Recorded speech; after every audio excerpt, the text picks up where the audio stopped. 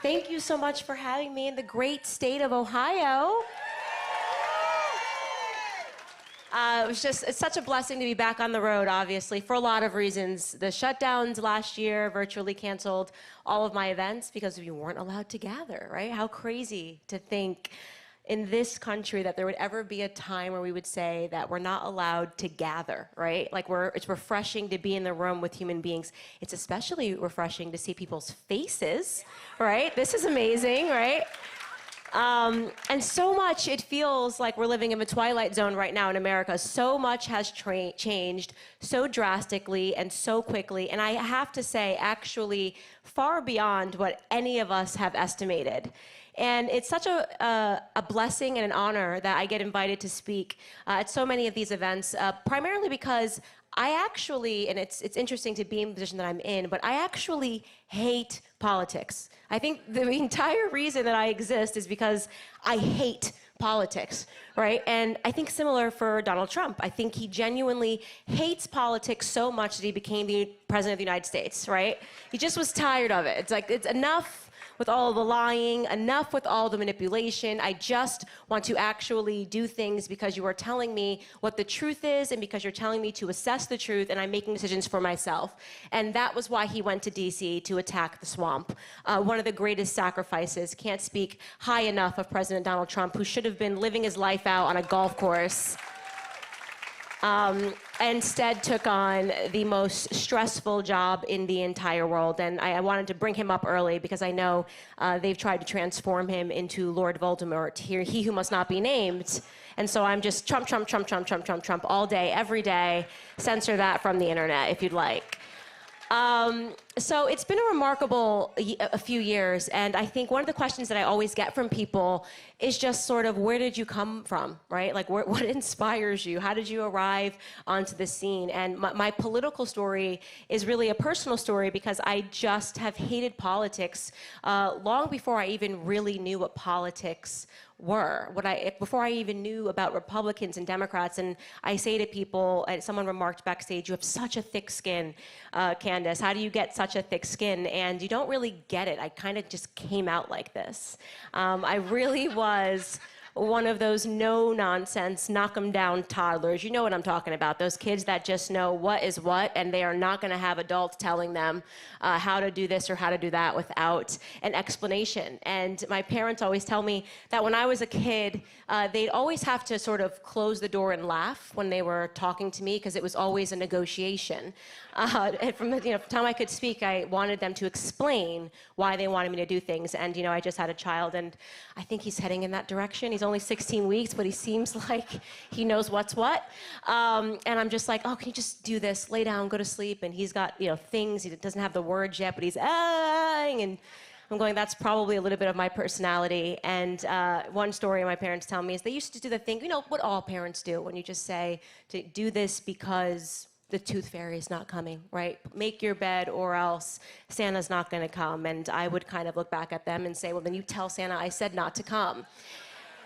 And it's a difficult child to deal with, but at the same time, what a blessing to have a child that requires more of an explanation than because I said so, which is something that parents love to say, because I said so, do it because I said so.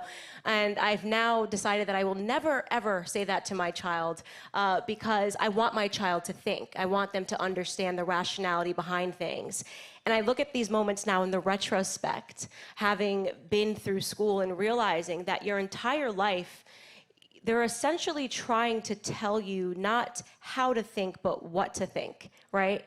And I always remark on a teacher that I had in high school, and we're great friends now, and he dealt with Candace in high school and tell me, if you think Candace in politics and on YouTube is bad, you should have seen Candace in high school. And got good grades, but just sort of wanted to be my own individual. And I never will forget a test that we had on World War II. And one of the questions, there's always a section where there are written answers. And the question was, why did America have to drop the bomb on Hiroshima? And I'm sure tons of people in this room could wax poetic in answering that question. Hiroshima was dropped, it ended the war, it was dragging on forever. If we hadn't dropped the bomb in Hiroshima, then this many people, and here are the calculations, would have died, or perhaps Adolf Hitler would be in power, or, there's tons of arguments that could be made for why we had to drop the bomb in Hiroshima. But I declined to answer it, and I went up to him and I said, I didn't like the question. And he sort of said to me, like, ugh, Candace, everybody's writing the question, why are you here at the front of the class saying you don't like the question? And I said to him, because the answer is already implied. You're asking me, why did America have to drop the bomb on Hiroshima? You're not asking me if America had to drop the bomb on Hiroshima. And one, you're implying the answer, and I want you to ask me if I have a rebuttal. Maybe I don't think America had to drop the bomb on Hiroshima. And it's interesting to remember that perspective outside of politics, me always just kind of trying to fight to be allowed to just think, right? And it's interesting because when all of you went to school, you don't really have a horrible memory of school. You kind of like, I learned some things, took with it, decided on who I was as an individual. But what's happening now, if you thought it was bad then, they're trying to suspend people for thinking. They're trying to punish people for thinking.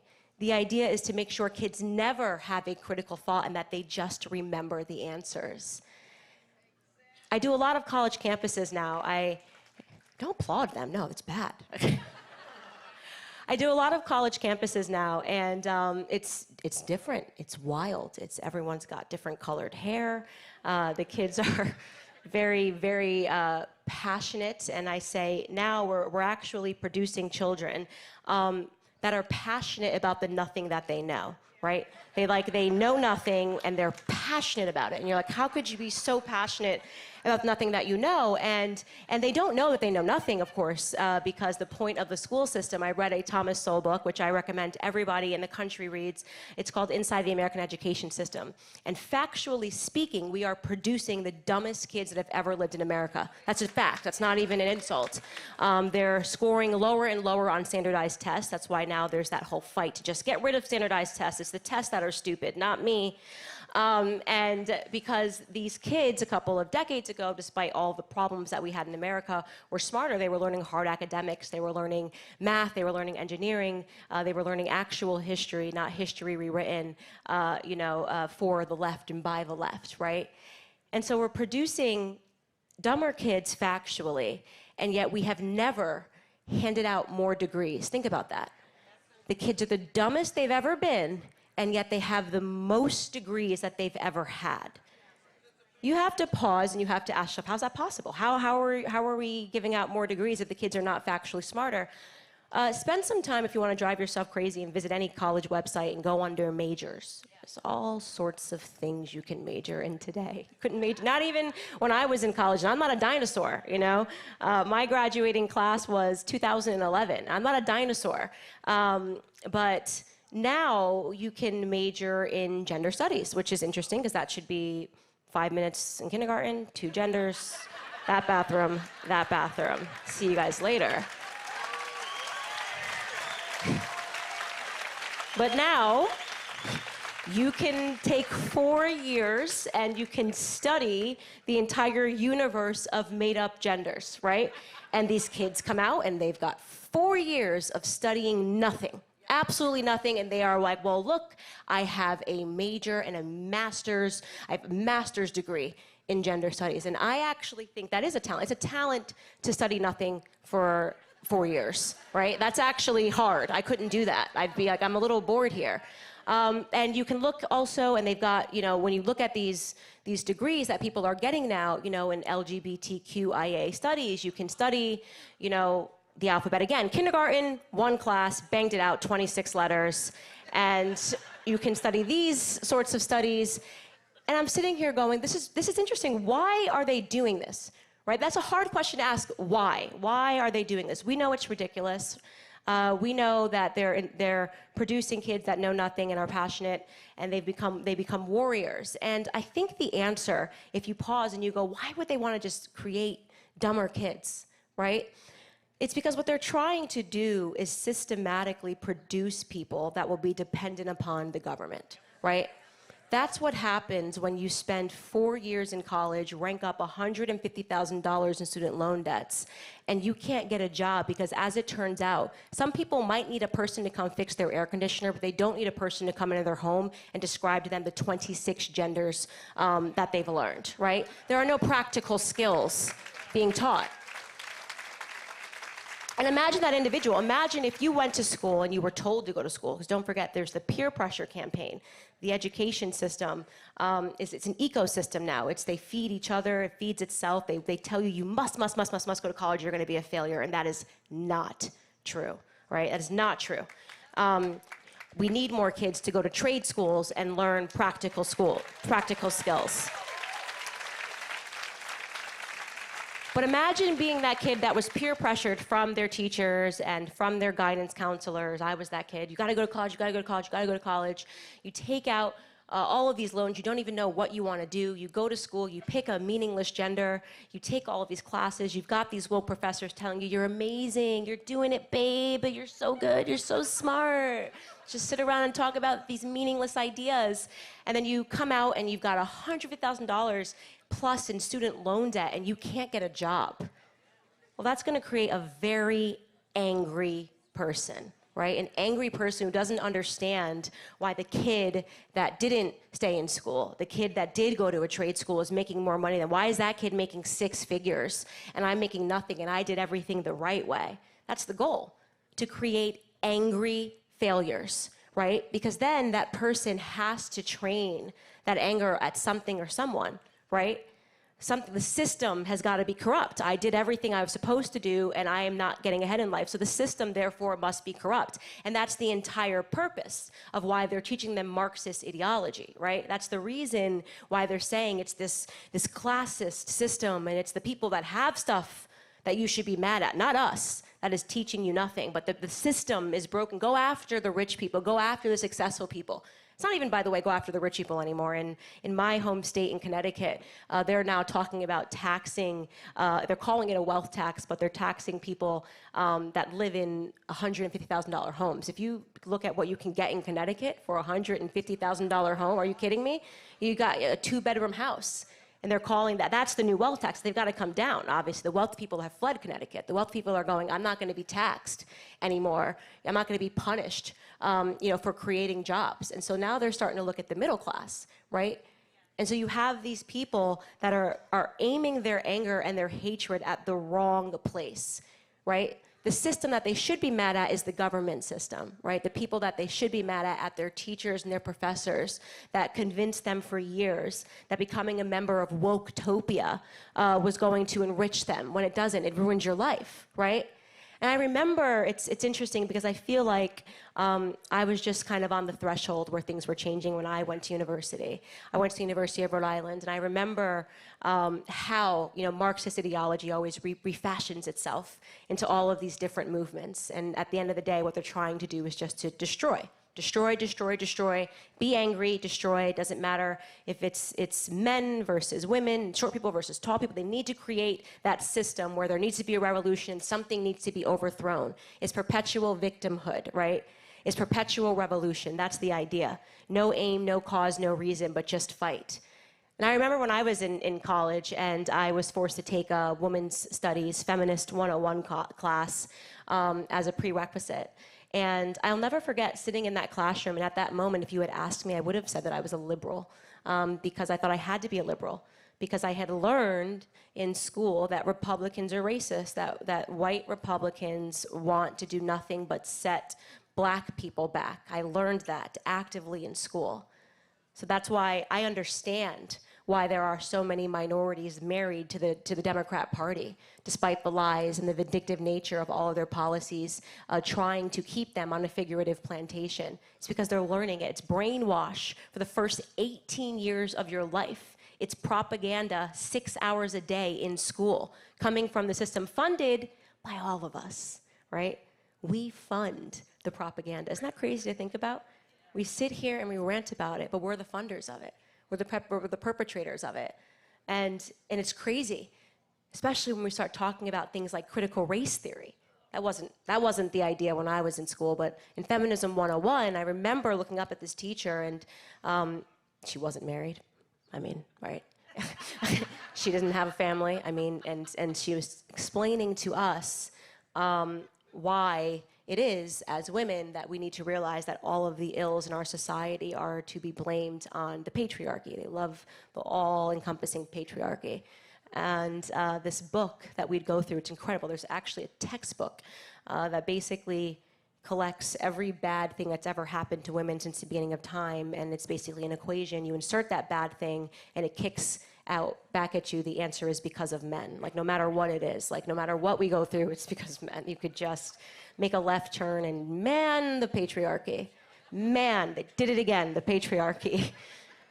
And I remember having this very clear thought in this class, despite the fact that I identified as a liberal, despite the fact that I thought feminism was a good thing that was needed, despite the fact that I had these ideas. I knew something weird was happening in that classroom when all she could say was because of men, when all she could do was point to a statistic, suspend critical thinking, and blame men.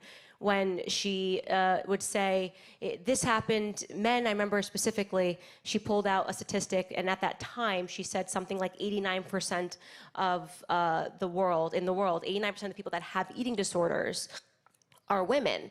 And she turned to class and she said, well, you know, that's because of men. And it's because, obviously, it's the easiest class to get an A in if you don't have a brain, obviously. And she started talking about who controls the marketing industry, who controls the billboards, who controls the magazines, and men. So this eating disorder thing is because of men. And it didn't resonate well with me. And I raised my hand in the class and I said to her, well, I mean, what's the other side of that? I said, would you look at a bunch of pictures of men that are jacked up and on steroids and say that it's 90% of them, I assume, must be men that are taking steroids, and would you blame women? And she lost her color. She couldn't believe that I had introduced a critical point. Maybe would you use the same logic to say that this is because of women? And she about melted, and she was so angry. And I'll never forget what she said to me. She said, Candace, I feel like you were sent to me from the men's department. Burn. And I said, Professor, it might be that I was sent to you from the common sense department. Because not everything, some things, sure, but not everything can be because of men. And, you know, she had made me say after class a few times to write, I am a feminist on the board every time I got into trouble. In this particular class, we went back and forth and we traded for a while, and then I introduced a point to her. I said to her, and for those of you that have read my book, you know this, when I was in college, I actually had an eating disorder. So it was a remarkable class for me to learn from a teacher that the reason that I had anorexia when I was 18, I had it for 4 years, was because of men. It was interesting to hear her try to tell me that, and the reason I offered a rebuttal is because I knew that was a lie. I was sitting in the room with an eating disorder, listening to somebody lie to me and tell me it was because I cared what men thought of me. It couldn't have been further from the truth. The reason I had anorexia is because I went through what was classified as a hate crime when I was in college. And that anorexia lasted for 4 years, and it was because it became a control mechanism for me. It was a way to reassert control in my life. It wasn't because of men. It wasn't because I cared about what men thought about how I looked. In fact, if you really think about the real perpetrators of you're fat and you look ugly, that's a girl-on-girl crime exclusively, right? I mean, let's just own it, right? And so when I said that to her, she kind of paused, and I said to her, it never occurred to you to ask the class, what do you guys think? Why do you think it is that 89% of women have eating disorders? Maybe I would have raised my hand, maybe I would have offered something to her. Instead, she wanted us to just remember the dogma that this was because of men. And a story like that is to me, it's just so telling about the society that we live in today when I think about what the left is and what the right is, what liberals are and what conservatives are, what our core differences are. It's that is what the left believes. The left has the viewpoint that they have a problem in their lives, and so here are all the people they can blame, right? They externalize the problem. Conservatives believe, here is a problem in my life, and they internalize it, and they say, here are the things that I can do to fix this problem. I am in control. I am in the driver's seat. I can get better, right? I didn't know it then, but I was recognizing in those moments that I wasn't a liberal. I was a conservative. I didn't want to suspend rationality and blame the world for all of my issues. I wanted to believe in that moment and beyond that Candace Owens is in control of Candace Owens. Candace Owens is happening to the world, not the world is happening to Candace Owens. It took me a long time, it's taking a lot of people a long time to recognize that they grew up learning, being programmed by propaganda. It's weird to look back now and realize that we learned about propaganda in society. We learned about it via the lens of other countries, but we never thought for a second that we were victims of it. And now the level of victims that they are creating of this propaganda system in the school system, it's like we've never seen before. Critical race theory. Wow. I mean, talk about just bringing back racism, bringing back segregation. The very definition of racism is assigning attributes to someone based on the color of their skin. It's now actively being taught in classrooms around this country. Think about that. You look at a white person, you say, you are privileged. You look at a black person, you say, you are oppressed. And you say there can be no difference. For me, I wonder, I have a biracial kid. Is he half privileged or half oppressed? That's gonna be weird for him. Whatever works, and slide in, say you're oppressed when you need to. That's what I'm telling him. You are an oppressed black, you are a privileged white man. You pick every single day.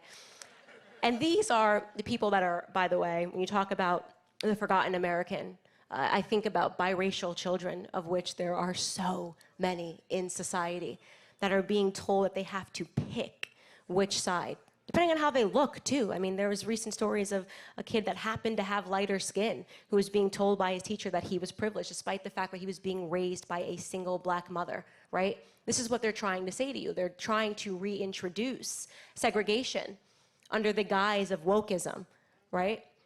That is literally the entire left's mantra right now, has been in reintroduction of the same tactics that Democrats used when black people were enslaved. I entitled my book, I was a huge fight with Simon & Schuster, by the way, for various things in my book, and I will tell you, I held on to every last word of what I wanted to write, and I was happy to walk away from the book deal. They said, Candace, you know, that subtitle, How Black America Can Make Its Second Escape from a Democrat Plantation, that is, you know, I think that's too strong, you know? I said, that's the point. I want that. I do not want to change it. It went back and forth, and I said, I am calling it the Democrat Plantation because I mean it. I'm not trying to be funny. I'm not trying to be a troll. I'm trying to tell the truth and get people to wake up to what's happening. Not only did I keep the subtitle, I wrote an entire chapter on the Democrat Plantation, spelling out exactly what I was talking about, and I'm going to spell it out for you in this room, because it's not meant to be funny when I say that they are putting minorities on a figurative plantation. It's hardly figurative. In the times of slavery, there were a lot of mechanisms that the Democrats had to ensure to make sure that they could keep their slaves working for them. First thing that was really important to them, probably the most important for them, were the slave codes that made it illegal for slaves to learn how to read, right? They needed to make sure people were not educated. They needed to make sure people knew nothing. Now we're going back to these passionate idiots on college campuses, right? What better way than to pretend that they're learning more and more and more and more and to hand out meaningless degrees, knowing that you're intentionally dumbing them down, knowing that in California, 75% of black boys cannot pass a basic literacy exam, knowing that in Baltimore, across 5 schools, they could not find a single child that was proficient in reading, writing, and math, across 5 schools in Baltimore. And yet there's more and more and more and more degrees, because that's the point. Make it look like they're learning, when in fact what you're actually taking away from them is education. You know that an educated mind cannot be enslaved. The Democrats understood this on the slave plantations. In fact, that law, that code was so serious that if you were a white person during those times and you were taught teaching a black person to read, you were penalized, you were punished. That's how important it was for them to make sure people were stupid. We're seeing that again throughout America, and it's not just for black people. They're extending this plantation, right? They want to make sure every child will become a government slave.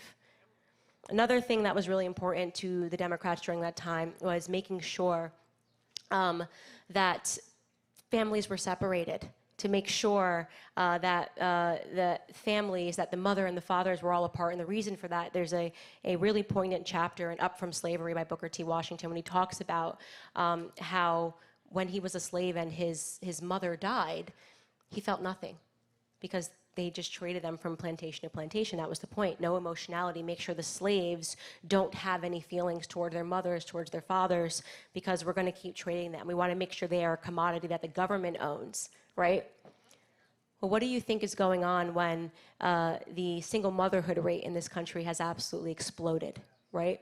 What do you think is happening when the single motherhood rate in the 1960s for Black America was something like 20%, and when today it's 74%? What do you think is happening?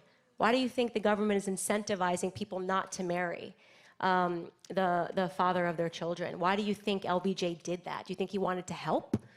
LBJ?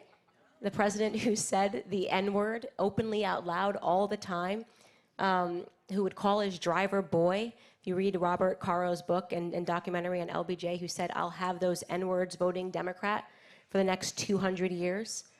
Sadly, he's on track right now because people aren't waking up to what's happening. The Democrats are recreating a system of slavery, marrying people to the Democrat Party by giving them handouts. So the goal, again, is the same as it was in the times of slavery. The goal is to make sure that there is no mother and father sitting around the table teaching their children morals, because they want your teachers and your professors, and they want your politicians and the government to be your mom and dad, right? That explains the attack on faith. Why they don't want you to believe that there is a higher power, because they are. They want you to believe they are the higher power. What do you mean? We've got to shut down churches. Coronavirus, we have to shut it down. It's very important for Justin Trudeau, who is the scum of the earth, arresting pastors.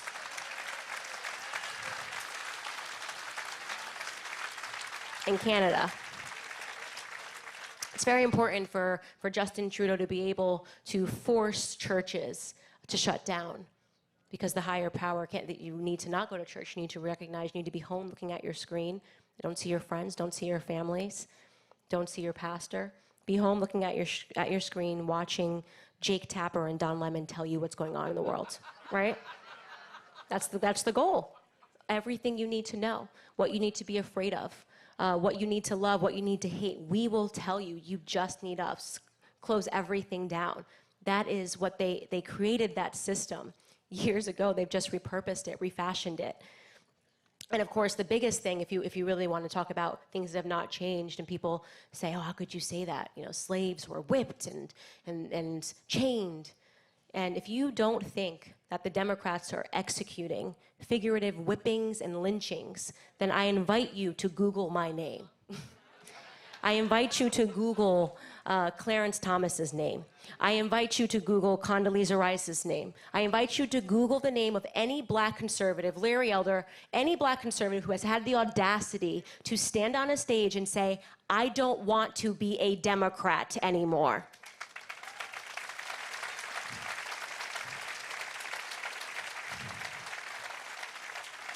This is how they get away with figurative lynchings. They use the media. The media lashes out. They try to ruin you, right? Now our Department of Justice is involved. Our Department of Justice is targeting individuals. And Trump was talking about this. We know this. Are you kidding me? The Attorney General has done things that you just couldn't even imagine, right? The New York Attorney General should be in prison for the way that they have harassed the Trump family since Trump went into office. No investigations, now non-stop investigations into the Trump family. Non-stop investigations. We need the tax returns, we need this. This is what you call a figurative lynching. The Democrats haven't changed tactics, they just updated them. This is what we're fighting. Every single day, this is what motivates me to wake up and to fight, because I look at my child and I think to myself, is my child going to grow up in the same country that I grew up in? And right now, the answer is no. Not with the Democrats at the helm of it, no. My child will be told what he has to be, what he has to think as a biracial child. My child is going to be fed Marxist ideology. My child is going to be taught how to hate. My child is going to be taught that the parents don't know anything, right? You get to school, your parents aren't smart. My child is going to be sexualized. There's this overtly sexualized culture going on right now, right? Stuff that you see on TV, you couldn't even imagine seeing on TV a decade ago. And we're supposed to think that that's liberty. That's not liberty, that's enslavement, right? When you are reducing people to their bodies, but they know why they're doing that, because that will impact the family, right? Of course that will impact the family. What do you think they're doing when they're trying to tell men that they can be women and women they can be men, and encouraging kids to mutilate their bodies, right? Mutilate their bodies, because they know those kids will never be able to produce children in the future when they do that. That's the point. Everything they do is a steady attack on the family. Everything they do is done in an effort to grow government. That's the bad news. The good news is that I truly believe that they've overplayed their hand this time.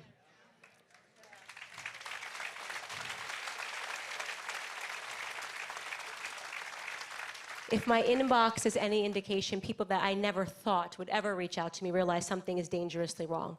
And it's not left or right, it's everybody in America is realizing that they're trying to hypersexualize children, right? That they're not allowed to go outside. The government is telling them that they need to carry papers, right? They're already trying to massage us into totalitarianism. But you're gonna have to carry papers for your safety. You don't get to tell me what's for my safety, right? It's not the role of the government.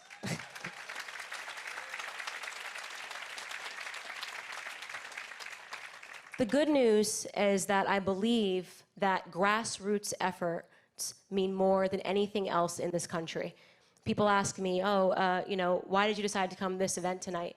And what is it that you want people to walk away with? I was asked that backstage in a short video, and the answer is simple. What I want people to walk away with is that you may see me on the internet, you may see me on Fox News, you may see me doing tons of events and think, wow, that's amazing. Now this girl's a star and she's a celebrity. 3 years ago, I was you. 4 years ago, I was you. In 2017, I was you. I was sitting in a room, boggling my mind, going, what the heck is going on in this world, and what can I do about it? I don't have a platform, I don't have a voice, what can I say? I decided that I was going to start a YouTube channel, and I was going to start just saying the truth and saying it unapologetically. That was my decision. So I leave the question with you is, what is yours? How do you contribute? We're not all the same person, not everybody in a war, and we are, in fact, in a cultural war, is the same individual in the same body, right? Some people are the frontline fighters. That's me. I'll take a bunch of bullets. I'm happy to. I will head towards Chrissy Teigen and...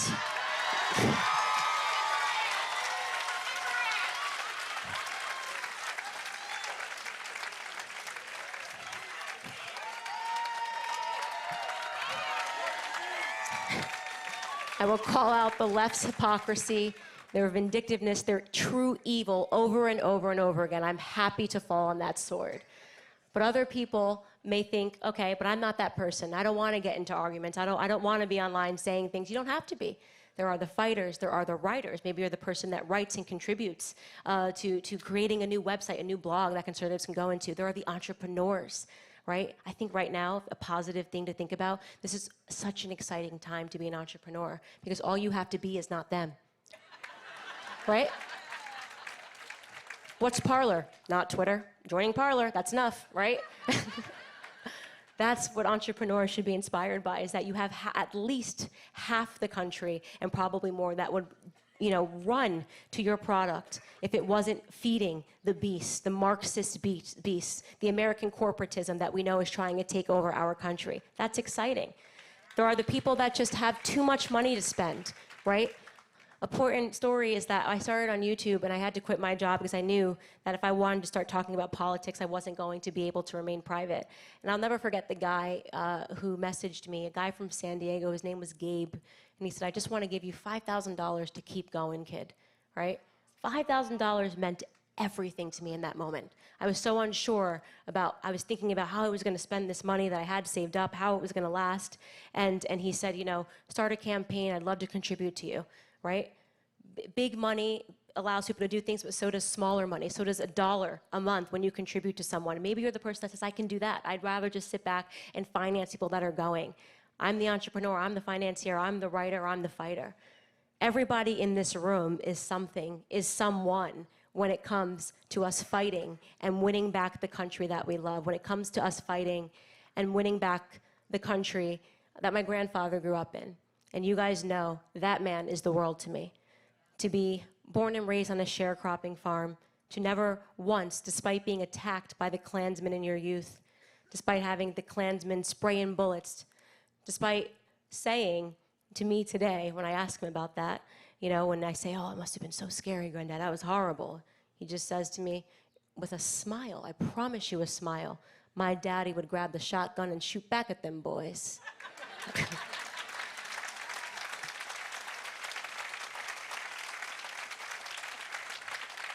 So spare me your whining. The people that have lived through absolutely nothing have everything to whine about. And the people that lived through everything look back on that and say it was a different time. They don't say anything, oh, well, race. My grandfather's never uttered one bad word about a white person. He hasn't. It just says, baby, it was a different time. That's what he says to me, right? These are the people that we fight for, you know? These are the people that deserve our respect, the people that ended World War II.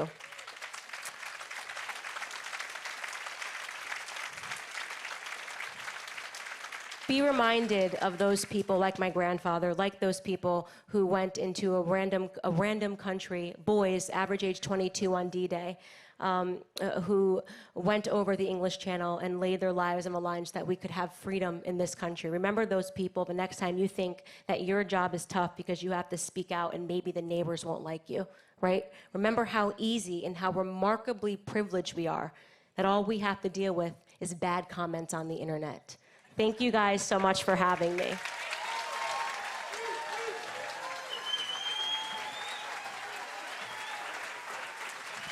I think I'm going to take a couple of questions, guys. Thank you so much. Thank you so much. There he is. I'm going to take as many questions before I have to run to a flight. So, guys, I'm really sorry if I don't get to you, but I'm going to try to speed answer. Candace, thanks for coming, number one. And number two, welcome to parenthood. Thank you so much. Thank you. Hi, Candace. First, I'd like to say we're honored to have you here. I'm a representative for Ohio Advocates for Medical Freedom, and we have received documented proof that a Cleveland area charter school will be forcing unvaccinated children to wear masks into the future, while their vaccinated classmates will be able to mingle and be mask-free. We are deeply concerned about the negative effects on the social and emotional well-being this type of labeling will have on the future of our children. It also begs the question, how far will they take the discrimination? Do you believe if we don't get legislation like House Bill 248 passed at the state level, it could end up leading to unvaccinated children being forced into segregated recesses or classrooms? I don't believe in that, because the second there are segregated recesses and segregated policies, which is what this is, right? You're saying that if you're this kid, you can wear a mask. If you're this kid, you're not. That's a peer pressure campaign to get kids to inject their arms with an experimental vaccine. There are no long-term trials. I believe it's a form of child abuse to say you need to do this or else, and that's what they're doing. Thank you. To answer your question, whose kid is it? Is it the teacher's kid? Is it the government's kid? It's your kid. Pull them out. My children are homeschooled. Yeah, I'm just saying, homeschool is the way of the future. It was the way of the past, it's the way of the future. Take your kids out. Hi. I'm like really nervous. First of all, I love you. Don't be nervous. Second of all, congratulations on motherhood. Thank you so much. I watch you a lot on the Turning Point USA and with Charlie Kirk and everything, so I enjoy listening to you. One thing I just want to ask is how, as a millennial, how do I talk to people, first of all, people of color, and also my friends that are liberals, and how do I become accountable to them? Instead of becoming an attacker, I would like to know how to hold them accountable in what they believe in and have them research and look up what they believe in to see that it's a complete lie. Yeah, I mean, that's great. And I think the first thing is distinguishing between a liberal and a leftist. If you have liberal friends, that means that they're not intolerant and they're willing to have a conversation with you. I have liberal friends, I have liberal family members. We disagree on things, we're willing to have a discussion, and we share with each other different information. So if that's your circumstance, great, that's beautiful. That means that you have a venue to bring them over to our side, right? And that's how you do it. Send with them, you know, hardcore data, hardcore facts, send them articles, and try to be persuasive and be kind. and know that it's not your job to accept, they immediately should accept everything or you can't be friends with them. It doesn't work like that. Like I said, I still have friends that are liberal, and it's fun to poke each other, and they say something and I'll say something back, and it's beautiful because we don't see much of it in this country. If your friends are leftists and you share those articles and they say you are ridiculous, you are a racist, time to get some new friends. Which, that's happened. So, Hello, thanks for coming. Before I ask my question, I just wanted to tell you I'm actually a mother of a vaccine-injured child, and so I just wanted to thank you for standing up for us on Twitter and validating us, because you're the first political figure I've looked up to that's ever done that, so thank you. You're so welcome. I'm actually also a liaison for Ohio Advocates for Medical Freedom, and I have a question about political strategy. We do have some Republicans here in Ohio that are afraid to tell a business owner what they can do, and that also includes the vaccine mandates and passports. So do you have any recommendations for us when we are meeting with these legislators to get them to kind of, Yeah, I agree that it's not the role of the government to tell a business owner what they should do, right? I think that what we need to recognize is that why are you taking your business there, right? Yeah. If you're walking through the door, believe me, there are tons of mom and pop shops that would love your business. There's an entire online ecosystem of people that would love to ship you stuff. I mean, I've got conservative companies that will send you a steak tomorrow on your front porch. Seriously, we have to make those decisions. People go, oh, it's just me. It's not just you, right? It's you, and then it's the person next to you, and then it's the person next to you, and suddenly it becomes an actual movement. That's what I've been doing. We can't ask for the government at the same time that we're saying the government needs to be limited to step in and to tell people, well, you shouldn't request a vaccination card. But what you can do is say, I'm not stepping foot in any organization that treats me like Nazi Germany. Thank you. You're very welcome. Hello, I'm a very big fan. I think a lot of people in here are wondering about your remarks to Trump the other day about running for vice president with him. I just wanted to ask why you believe that you would be the best fit for that, and why you offered that up. That's a good question. Strong kid. He came out like a strong kid. First and foremost, I was serious. I would love to run with Trump. I think I'd be a great vice president. You know, I think there are a lot of people that are qualified to be the vice president, so I'm not going to say anything negative about other people that would be qualified, and because there are people that I would potentially throw my support behind. I think Ron DeSantis has been amazing, but I would hate to lose him as a governor. I really would. Right, especially in everything that he's done. I would not want to see him go to D.C. Right now, because we need Florida and Tennessee and Oklahoma to remain free states. They've essentially changed the game in terms of coronavirus because they stood by their figurative guns. So I don't know who else. Nobody really has their hat in the ring for me to tell you why I'd be better than the other person. But I'll tell you I'd be better than a lot of them. Right. And also, what I will add to that is that when I've said these things about potentially running, first and foremost, I never had political aspirations, but after watching the last election cycle and watching the last debate, when they literally asked no questions about policy, and they were all emotional questions about trans agenda, about Breonna Taylor, about George Floyd, I realized that we're no longer arguing about policy. They're trying to use emotional arguments, and they're going to try to stick people on the basis of them having white skin. So I'd love to stand on a stage with Kamala and say, now you're going to have to actually debate.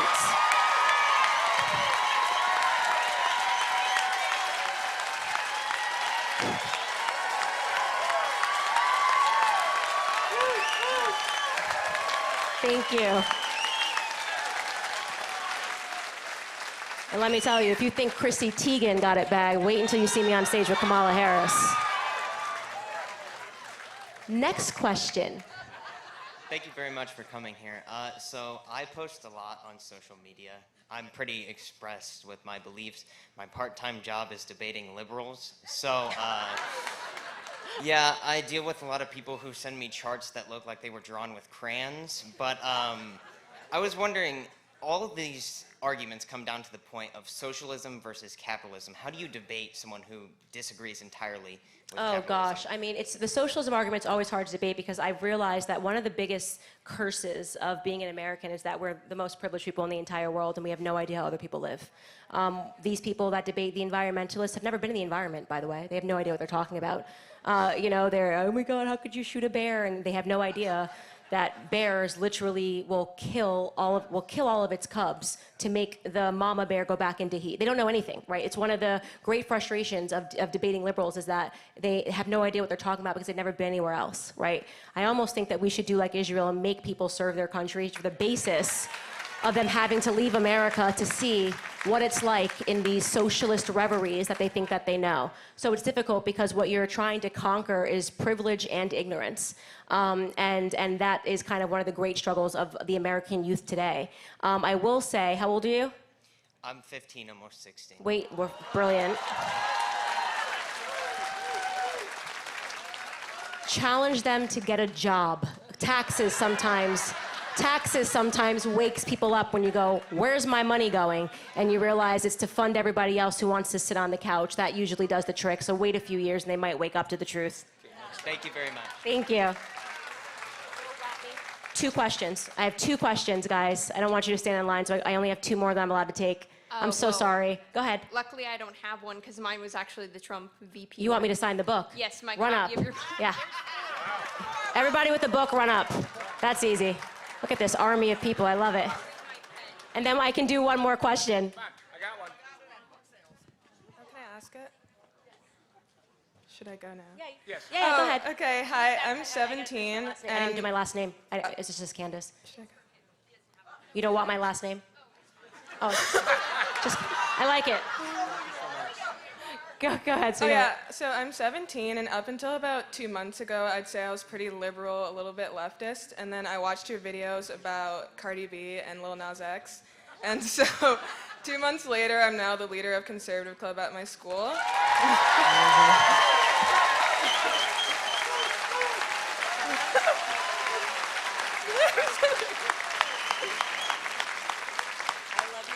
I love that. Thank you. And after giving my announcement about the club, which was actually about a fundraiser for veterans, I was called a racist. Now that, How do you deal with that? I think it's hilarious. So I have a great sense of humor, and I think to me, when we get to the point where they're starting to call black people racist, there can't be much left in the arsenal, right? And it boggles my mind. I mean, they're just so crazy and they make no sense that they just start calling black people racist. So, and they get really angry when you laugh at them, because it's funny. I'm like, you're objectively funny.